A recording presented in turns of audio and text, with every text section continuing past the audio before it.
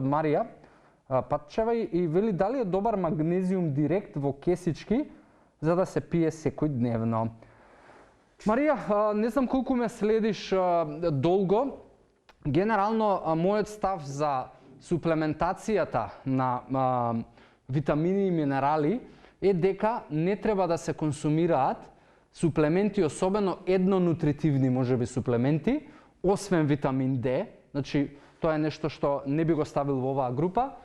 За сите останати не би ги советувал да ги консумираш доколку не си сигурна дека имаш недостаток од конкретните суплементи.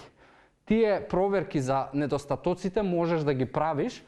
Постојат во Македонија лаборатории кои што можеш да уведиш дали воопшто нешто ти недостасува, но доколку имаш редовен, избалансиран, правилен начин на исхрана, веројатноста дека ќе ти недостасува некој микронутриент е многу мала.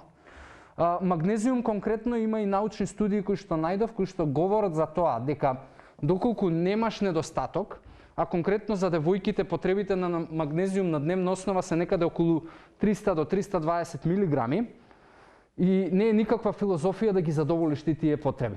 Од друга страна, научните студии велат дека исклучиво подобрување во можеби перформансите и во мускулните контракции се видело кај луѓе кои што имаат сериозно долги физички активности, како велосипедизам, маратон и така натаму. Се останато велат дека не ги подобрува перформансите и спортски перформанси и ниту никоја друга функција на метаболичка.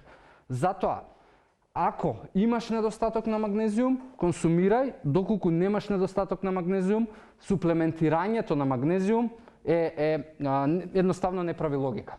Така да, тоа е мојот одговор кој што имам да ти го дадам.